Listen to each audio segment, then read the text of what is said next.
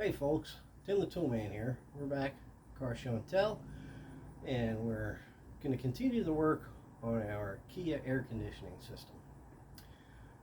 So where last we left off, we had gotten everything disassembled, and the next task that we needed to complete was to go about cleaning and flushing all the components that we're going to be reusing. So I had thought beforehand that I was going to be able to reuse my old condenser here. At first glance, everything looked to be good, and then I noticed something about it. If you'll take a note, have a look at the threads on this fitting here. You can see they are all chewed up. All of these threads are chewed up, chewed off. They're aluminum. The hose that attached to here was aluminum. This is aluminum, and what happens is when they corrode, they sort of can get stuck to one another, and when you take them apart, it tends to, well, kind of destroy them. So I won't be able to reuse this. That's fine. I ordered another one, and it's here. It just came today. And this hose, I wasn't able to get this joint apart, so I had to order another one of these hoses, and it's here. Parts were good and cheap, and they were actual Kia parts from, well, eBay of all places. It seems like this vehicle has reached the age where Hyundai, Kia, or the powers that be there are just sort of clearing out all of the old parts. So everything that I got was really reasonably priced. So we got our new hose, we got a new condenser, so I'm not going to need to clean this one up today. So I'm not going to waste the time doing it.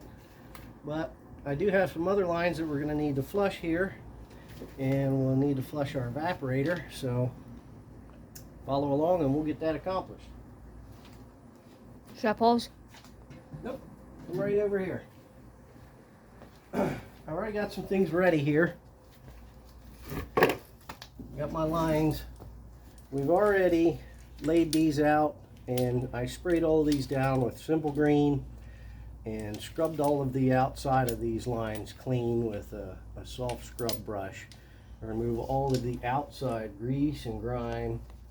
So the only thing we have left to do with our old lines is to clear out the inside of the lines. Like I said before, air conditioning systems need to be operated very cleanly. Any chemical contaminants, any moisture in the system, any particulates in the system that are left over when it's rebuilt, anything that's left over is going to be reintroduced into the new system, and it's eventually going to do damage, more damage to the new system, and render it inoperable as well. So what's the point of doing all this work when we're just going to wind up with an air conditioner that doesn't work anyway in the future? So I've got all my supplies out here. I've got an air conditioning flush kit here. I have my flush solvent that we need to flush the inside of the components out. I have my air compressor charged up, and I should have the tools that I need. I also have a bucket that I can use to catch all of the old solvent, because we don't just want to let that out into the atmosphere or out into the environment. It's not good for it. We need to be clean, responsible hobbyists. So to that end, I'm going to capture and rebottle all of the old solvent that I use up here for proper disposal later on. So all you need to do when you get one of these kits is follow the flushing instructions that are listed in either on the container or on the instructions that come with it, whatever yours comes with. The first thing you want to do is add the correct amount of solvent to the inside of this container, cap it off. You got to get your flush hose and your nozzle attached, or it's just going to run out the bottom. And then you charge this thing up with regular compressed air, just like so. You fill that thing up. Sounds pretty cool. We're going to take our Schrader valve tool off here and put our air flushing in on here, because after we get done flushing the lines with solvent, we're going to blow the inside of it clean with compressed air. Okay? So, I'll start here with, I think this line will work perfectly fine. First, we're going to leave the inside, drop this in our bucket here, put our nozzle into the other end of the line nice and tight so it makes a good seal, and I'm going to blow this solvent through this line and let it flow down into the bucket here. Okay? And all the compressed air in the can is going to make its way out. Okay? We've got that done. Okay? And I'm going to take my air hose and I'm going to blow this thing clean. Go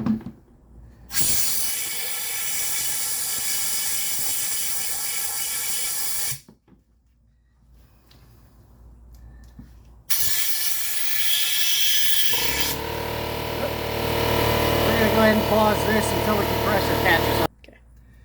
Okay, I want you all to have a look down in the bucket here. You can see the state of our solvent just from cleaning one line, actually. This solvent, when it comes out of the can, it's perfectly crystal clear. And you can see it's got like a nice amber tint to it now. So whatever was left in that line is now in the solvent, not in the line any longer. I have 2 cans of solvent. And I think what I'm going to do is I'm going to flush all of these lines with 1 can of solvent and get everything out and recycle this solvent for each different line. And then I'll rebottle this dirty stuff and I'll take the 2nd can of the clean stuff and I'll repeat the process just to get any last little remains or residue out of the lines that might be in there. So take a funnel, pop it in the top of my canister here, and I'm just going to pour this back in here carefully. See all the vapors. Yeah, you can see it boiling off. If you look closely, you can see it. And I can see a little bit of solids. There's some solid particles at the very bottom of the bucket. I don't know if you can see it, but there's a little bit of solids floating around in there. That's probably aluminum that came out of the compressor when it went bad. Because that bucket was clean, didn't have any dirt in it when I started. So, we'll pour our solvent back in, cap this. Come on.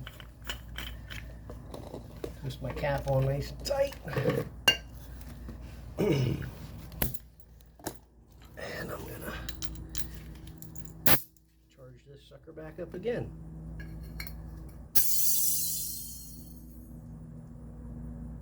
It does say not to go over the recommended pressure for this canister, which is 150 psi. I'm working with 100 psi. So I'm well below the safety margin for this canister.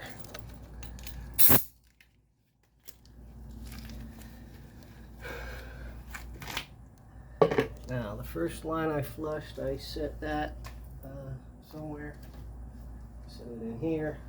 So I want to make sure that I've got a place where I'm not going to get that mixed up with the stuff I've already cleaned. Now I'm going to take this one.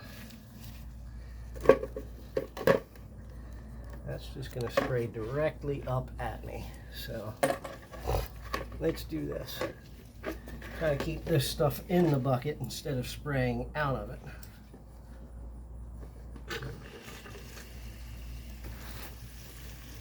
Here we go. We're flushing our line out with our solvent. Compressed air out of the can. Alright. Because we don't want any pressure in the can when we go to take the top off. And it looks Good. even redder than before. A little dirtier than it did before. Now I can take my compressed air and I'll blow this one out against this rag I got here on this bucket. Whoa, come on here.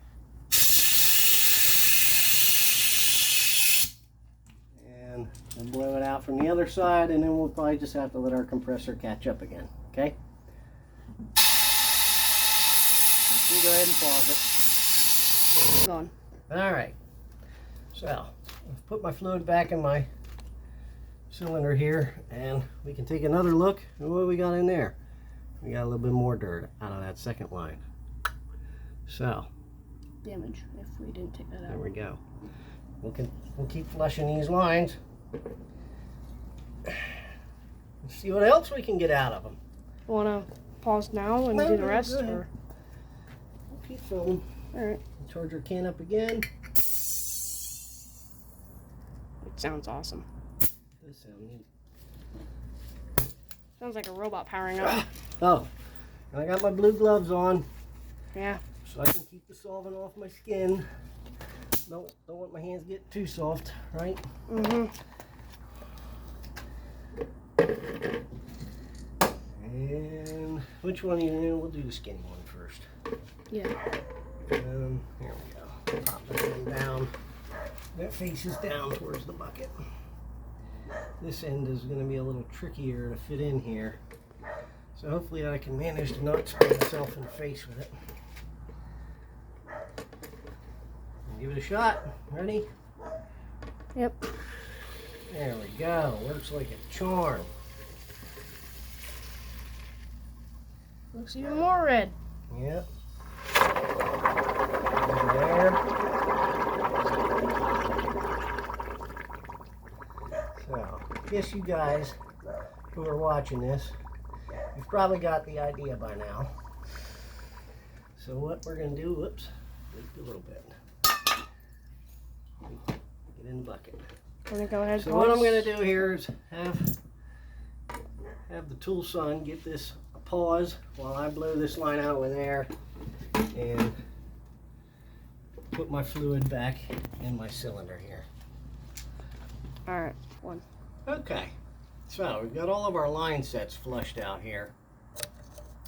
And you can take a look down into our liquid, and floating around in the center of it, you get a clear picture of all the stuff that we managed to clean out of the system. That's particulate matter that was trapped in those line sets.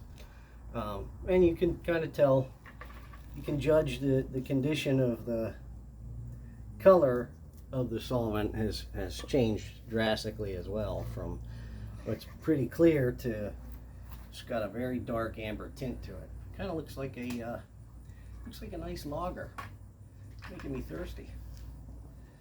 And the last thing that I want to do now is use this to flush our evaporator. And I'll have my son pause the camera while we get it set up to do that. And I'll explain what we're going to do before we do that. Okay, and we're back.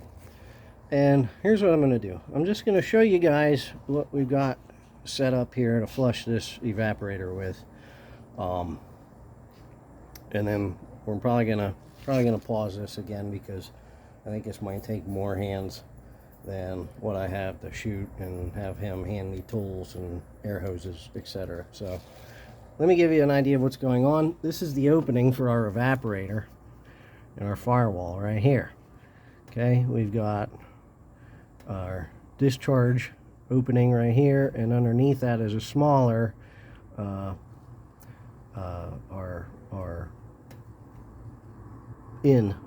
our input. Okay, I don't know if that makes any sense. High side, low side. Okay, we got our high side is the smaller opening, and our low side is the larger opening. And I'm going to flush from this top opening down into the bottom.